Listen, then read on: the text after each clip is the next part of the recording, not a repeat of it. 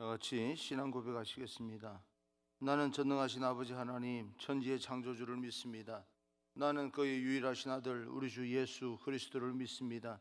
그는 성령으로 잉태되어 동정녀 마리아에게 나시고 본디오 빌라도에게 고난을 받아 십자가에 못 박혀 죽으시고 장사된 지 사흘 만에 죽은 자 가운데서 다시 살아나셨으며 하늘에 오르시어 전능하신 아버지 하나님 우편에 앉아 계시다가 거기로부터 살아있는 자와 죽은 자를 심판으로 오십니다.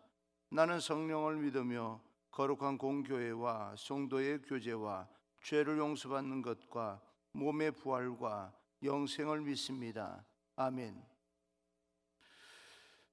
오늘 새벽에 선포되어질 하나님의 말씀은 출애굽기 3장 13절로 22절까지 말씀입니다. 출애굽기 3장 13절로 22절까지 말씀을 제가 봉독해 올리겠습니다.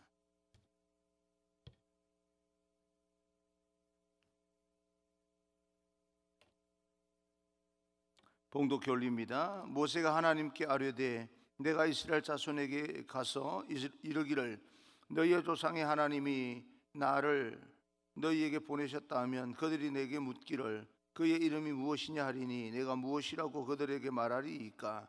하나님이 모세에게 이르시되 나는 스스로 있는 자이니라. 또 이르시되 너는 이스라엘 자손에게 이같이 이르기를 스스로 있는 자가 나를 너희에게 보내셨다 하라.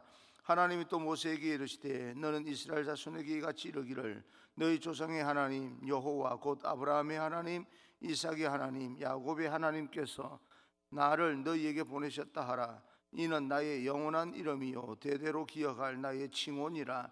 너는 가서 이스라엘의 장로들을 모으고 그들에게 이르기를 여호와 너희 조상의 하나님 곧 아브라함과 이삭과 야곱의 하나님이 내게 나타나 이르시되 내가 너희를 돌보아 너희가 애굽에서 당한 일을 확실히 보았노라. 내가 말하였거니와 내가 너희를 애굽의 고난 중에서 인도하여 내어 젖과 꿀이 흐르는 땅 곧 가나안 족속, 헷 족속, 아모리 족속, 브리스 족속, 히위 족속, 여부스 족속의 땅으로 올라가게 하리라 하셨다 하면 그들이 내 말을 들으리니 너는 그들의 장로들과 함께 애굽 왕에게 이르기를 히브리 사람의 하나님 여호와께서 우리에게 임하셨은즉 우리가 우리 하나님 여호와께 제사를 드리려 하오니 사흘 길쯤 광야로 가도록 허락하소서 하라. 내가 아노니 강한 손으로 치기 전에는 애굽 왕이 너희가 가도록 허락하지 아니하다가 내가 내 손을 들어 애굽 중에 여러 가지 이적으로 그 나라를 친 후에야 그가 너희를 보내리라. 내가 애굽 사람으로 이 백성에게 은혜를 입히게 할지라. 너희가 나갈 때에 빈손으로 가지 아니하리니 여인들은 모두 그 이웃 사람과 및 자기 집에 거류하는 여인에게 그 은폐물과 금폐물과 의복을 구하여 너희의 자녀를 꾸미라. 너희는 애굽 사람들의 물품을 취하리라. 아멘. 하나님의 은혜가 여러분 가운데 여러분 한 사람 한 사람에게 또 가정에서 이 영상과 함께 기도하는 여러분에게 함께하기를 간절히 소망합니다. 하나님의 권능을 모세에게 나타냄이라는 제목으로 여러분과 함께 새벽에 주시는 하나님의 음성을 듣겠습니다. 항상 우리 마음 가운데 있는 질문은 하나님은 어떤 분이실까? 요즘 들어서 하나님이 어떤 분이실까라고 하는 생각이 더 강하게 듭니다. 하나님은 어떤 일을 기뻐하실까 하는 질문을 갖고 있습니다. 오늘 본문에서 모세와의 대화를 통해서 하나님은 어떤 분이신지 우리에게 말씀해 주고 있습니다. 모세가 하나님께 이렇게 질문합니다. 13절에 보게 되면 사람들이 나에게 묻기를 누가 너를 이곳에 보냈느냐라고 물으면 그 보낸 자의 이름을 말하라 라고 하면 하나님 나는 무엇이라고 대답할까요? 라고 하나님 앞에 묻습니다. 이 질문에 대하여서 하나님께서 모세에게 말씀하여 주십니다. 14절 하나님이 모세에게 이르시되 나는 스스로 있는 자이니라. 또 이르시되 너는 이스라엘 자손에게 이같이 이르기를 스스로 있는 자가 나를 너희에게 보내셨다 하라. 나는 누가 있게 해서 존재하는 것이 아니라 나는 스스로 존재하는 것이다. 신중에 이름을 말하라라고 말하면 나는 나다라고 이야기를 하는 거죠. 나는 나다. 이름이 없다는 거예요. 왜냐하면 살아있는 신이 하나님밖에 없기 때문에 그렇습니다. 즉 나는 피조된 존재가 아니라 나는 창조주다, 그런 말입니다. 창세기 1장 1절을 보게 되면 태초에 하나님이 천지를 창조하시니라 라고 이야기합니다. 태초에 하나님께서 천지를 창조하신 창조자, 하나님은 창조자, 모든 만물은 그의 지으신 피조세계라, 그런 이야기입니다. 하나님은 자연과 인간과는 다른 어떤 창조주이시다라고 하는 말인데, 그 스스로 있는 자가 나를 너희에게 보내셨다라고 말하라라고 이야기합니다. 창조자 하나님, 인간과 다르고 자연과 전혀 다른, 또 다른 어떤 존재들과 전혀 다른 그 하나님이 나를 보냈고 또 여러분을 세상 가운데 보내셨다는 사실을 우리는 믿으면서 힘들고 어려운 과정 중에 그럼에도 불구하고 한 걸음 한 걸음 도전하며 나아가시기를 주님 이름으로 축원합니다. 전도서 5장 2절을 보게 되면 하나님은 하늘에 계시고 너는 땅에 있음이니라 라고 이야기를 합니다. 이 말씀도 하나님과 인간은 질적으로 차원적으로 다르다라고 하는 것을 표현하고 있는 것입니다. 그래서 사람이 하나님 앞에서 교만하면 안 됩니다. 아무리 코로나 바이러스가 장기화되면서 하나님께서 왜 우리에게 이렇게까지 고통을 가하실까라고 생각을 해서 하나님이 계시는 게 맞을까? 이런 가운데서 한번 딱 이렇게 역사하셔야 되는 게 아닌가라고 하는 그런 생각을 가지면서 하나님께서 움직이지 않는 것처럼 보여서 하나님을 멀리하는 그런 사람이 아니라 지금 이 시간은 과정 중에 있다는 사실을 깨닫고 그럼에도 불구하고 하나님 앞에 교만한 태도가 아니라 겸손하게 더 하나님 앞에 가까이 나아가는 신령과 진정으로 나아가는 그런 믿음의 사람들이 되기를 주님 이름으로 축원합니다. 하나님은 인간과 우리와 전혀 다른 존재입니다. 그러나 하나님은 우리와 전혀 다른 존재이고 그 어느 누구의 도움도 필요 없으시지만 그러나 홀로 있기를 원하지 아니하시고 우리 한 사람 한 사람 부르셔서 우리와 함께 있기를 원하십니다. 하나님은 우리와 관계를 맺고 싶어서 사람을 부르신다는 것은 사실 알고 보면 놀라운 사건입니다. 스스로 계셔도 전혀 문제가 없으신 하나님께서 오늘 나를 부르셔서 대화하시고 축복하십니다. 그 하나님은 여러분 개인 한 사람 한 사람 마음을 두고 신경 쓰고 계신다는 사실을 믿으시기 바랍니다. 15절입니다. 15절 하나님이 또 모세에게 이르시되 너는 이스라엘 자손에게 이같이 이르기를 너희 조상의 하나님 여호와 곧 아브라함의 하나님 이삭의 하나님 야곱의 하나님께서 나를 너희에게 보내셨다 하라. 이는 나의 영원한 이름이요 대대로 기억할 나의 칭혼이라 라고 이야기합니다. 하나님은 스스로 있는 분이신데 그분은 너희의 조상 하나님, 나는 너희의 조상 아브라함을 알고 있고 그와 언약을 맺었고 이삭을 알고 있어서 그에게 복을 내렸고 야곱을 사랑하여서 야곱의 인생을 그렇게 세운 분이다. 야곱에게도 복을 내린 그 존재가 바로 나다라고 하는 이야기입니다. 아브라함은 완벽하지 않았지만 그는 하나님을 믿었습니다. 이삭 역시 인간에 불과했지만 하나님 앞에 무릎을 꿇고 기도했던 사람입니다. 야곱은 사기꾼 같은 기질로 남을 속이고 살았지만 하나님께서 그에게 복을 주셨습니다. 이 모두가 무슨 뜻입니까? 인간이라는 뜻입니다. 복의 근원이 된다 할지라도 그냥 복의 근원이 된 게 아니라 하나님께서 그를 복의 근원으로 만들어 주신 것입니다. 하나님은 이 부족한 모든 사람들, 한 사람 한 사람, 약점을 말하면 평범하게 우리와 똑같은 사람인데 그런 모든 사람들의 하나님이시다라고 하는 뜻입니다. 스스로 계신 분으로 창조주이시지만 인간과 관계를 맺으면서 복을 주셨던 하나님, 우리가 그 하나님을 믿고 가까이 가는데 하나님 우리와 전혀 다른 차원으로 우리를 만나 주시는 겁니다. 근데 그분은 그 영원하시고 능력의 하나님은 나를 사랑하시고 나의 일에 관심을 가지시기 위해서 나의 마음속에 오신 분입니다. 내 안으로 들어오신 분이에요. 우리가 아무리 노력해도 우리 하나님과 같이 될 수가 없습니다. 하나님이 될 수가 없는 거예요.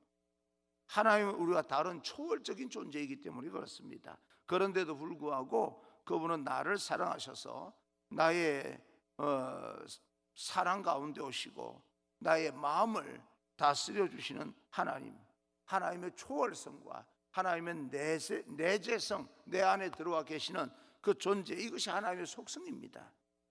하나님의 초월성, 그 창조주이심을 고백하는 사람은 하나님을 제대로 만날 수가 있습니다.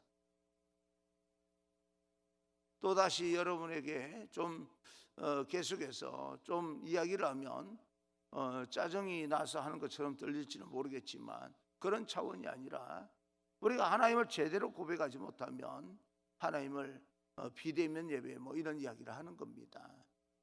여러분이 어느 장소에 있든지 우리가 하나님을 고백하게 되면 하나님께서 여러분을 제대로 만나 주시기 때문에 우리는 우리 삶 가운데 비대면 예배라고 하는 것은 없습니다. 어느 장소에서든지 하나님과 대면하여 예배를 드리는 거죠. 하나님을 제대로 고백하지 않냐고 예배드린 사람들에게 하나님께서 이사야 1장 12절에 너희는 마당만 밟고 갈 뿐이니라. 여지껏 마당만 밟고 온 사람들은 지금 이런 시국에서 비대면 예배라고 하는 그런 용어로 하지만 의미를 모르는 건 아니지만 우리는 하나님을 지금도 만나고 있습니다. 예배는 비대면 예배가 없습니다. 모두가 장소가 어디이냐에 따라서 다를 뿐이지 하나님과 대면하여 예배드리는 그런 귀한 여러분 되기를 주님 이름으로 축원합니다. 하나님께서 우리를 만나 주시고 또 함께 일하고 싶어 하시고 또 우리의 삶 속에 들어오셔서 축복하시기를 원하시는 하나님, 하나님 스스로가 우리 가장 가까이 오시고 우리 마음속에 들어온다는 사실을 우리가 믿음으로 받아들이지 못한다면 우리는 그 하나님에 대해서 제대로 알 수가 없습니다. 그래서 믿음이 중요합니다. 하나님은 신으로서 우리를 창조하신 분이시지만 우리가 무엇이든 함께 하고 싶어 하시는 하나님, 그분은 우리 아버지이십니다. 우리가 하나님은 천지를 창조하신 분으로 고백하면서 그분을 부를 때 주님이라고 부릅니다. 마이 로드라고 부릅니다. 그런데 나와 함께함을 고백하며 부를 때에는 아버지라고 하는 호칭으로 사용하고 있습니다. 아버지라고 부르는 호칭은 나와 함께하고 계신다, 그런 뜻입니다. 주님, 아버지, 혹 여러분 가운데 하나님이 좀 멀리 느껴져서 주님으로만 기도하는 분 계신다면 아버지라고 하는 이 어떤 다정한 이 관계를 한번 생각해 보면서 기도해 보시기 바랍니다. 그러면 정말 우리의 아버지로 생각한다면 느낌이 달라져요. 나와 관계를 맺기를 원하시는 인격적인 하나님을 만나야 됩니다. 요즘 너무 가까워서 인격적으로 만나다 보니까 아버지로만 하나님을 만나는 분이 계신다면 경외감을 가지고 주님이라고 한번 해보십시오. 가장 가까운 관계, 그리고 또 어느 정도 거리감이 있는 관계, 그 신비라고 그러지요. 우리의 모든 문제를 해결해 줄 수 있는 능력의 하나님을 만나 뵙게 됩니다. 주님 그러게 될 때요, 늘 가깝고 또한 그분은 창조주의 위치로 높여서 찬양하며 살아가는 우리의 삶이 되기를 간절히 소망합니다. 이런 모습이 진정한 예배자의 모습입니다. 그 믿음을 가지고 살아야 됩니다. 그렇다면 과연 그런 분께서 우리 삶 가운데 어떤 일을 행하시는가? 17절입니다. 17절, 내가 말하였거니와 내가 너희를 애굽의 고난 중에서 인도하여 내어 젖과 꿀이 흐르는 땅 가나안 족속, 헷 족속, 아모리 족속, 브리스 족속, 히위 족속, 여부스 족속의 땅으로 올라가게 하리라 하셨다 하면, 내가 애굽의 고난 중에 있는 내 백성을 구원하겠다라고 이야기합니다. 어쩌면 이 말씀이 진정으로 믿어질 때, 그만큼 하나님을 만나서 하나님 앞에 기도하면서 이런 음성을 들었다 싶을 때 코로나 바이러스는 우리 삶 가운데 물러가게 될 줄로 믿습니다. 내가 너를 구원하겠다. 모든 방역이나 이런 것도 철저하게 해야 되지만 근본적으로 그것을 허락하는 하나님 앞에 우리는 겸손한 그런 태도로 돌아가게 될 때 그것이 우리에게서 떠나가고 진정한 해방을 느끼게 됩니다. 진정한 자유, 진정한 해방은 하나님께서 주실 수 있는 것입니다. 왜냐하면 그분만이 창조주이시기 때문에 그렇습니다. 애굽에서 종로로 사는 이스라엘의 고통을 보셨고 그들의 눈물을 보셨고 그래서 내가 그들을 구원해 내겠다라고 말씀하십니다. 무슨 말입니까? 내가 오늘 너의 고통을 보았다. 내가 오늘 너의 한숨을 보았다. 내가 오늘 너의 눈물을 보았다. 내가 너의 마음 다 알고 있어. 염려하지 마. 내가 너를 건져내어 축복하겠다. 그렇게 하나님께서 우리에게 약속해 주고 있는 것입니다. 그래서 내가 약속의 땅, 희망의 땅, 소망의 땅으로 올라가게 만들어 주겠다. 이것이 모세를 불러서 말씀하시는 하나님의 마음입니다. 그 하나님의 마음을 내 안에 품고 이스라엘 백성들을 가나안까지 인도해야 되겠다라고 결단하게 될 때 그 하나님의 마음이 내 안에서 꿈이 되는 겁니다. 개인의 꿈이 되고 민족의 꿈이 되는 겁니다. 고통의 땅에서 해방시켜서 약속의 땅으로, 승리의 땅으로, 소망의 땅으로 올라가게 만들겠다라고 하는 것입니다. 그러면 우리가 이 말씀을 적용하게 된다면 코로나 바이러스를 방어하다가 모든 마음이 다 무너져서 무기력한 그런 어떤 백성이 된다면 저는 이것이 더 큰 낭패입니다.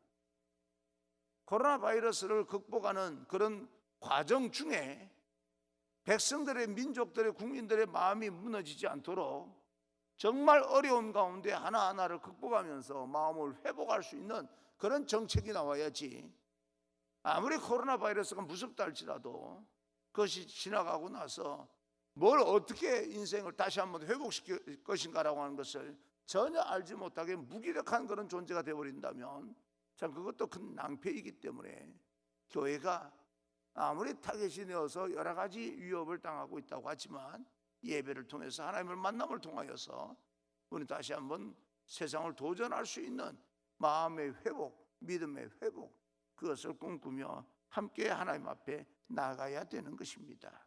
하나님께서 원하시는 마음, 이스라엘 백성들에게만 해당되는 것이 아니라 하나님께서 원하시는 마음은 나의 비전과 관계되는 것이고 여러분 모든 사람의 삶과도 이제 관계가 있는 문제입니다. 나의 삶을 그렇게 하시겠다, 여러분 삶을 그렇게 만들어 주시겠다 약속합니다. 그래서 21절입니다. 21절, 내가 애굽 사람으로 이 백성에게 은혜를 입히게 할지라 너희가 나갈 때에 빈손으로 가지 아니하리니 그 땅에서 나올 때에도 빈손으로 나오지 않게 하겠다. 사람을 해방시키는데도 불구하고 뭔가를 주시기를 원하시는 하나님, 여러분 자유라고 하는 것, 해방이라고 하는 것이 얼마나 귀합니까? 그런데 그 해방이 귀해도 빈손으로 너희가 올라가게 만들지 않겠다. 물질적인 쪽, 우리가 믿음이 얼마나 귀합니까?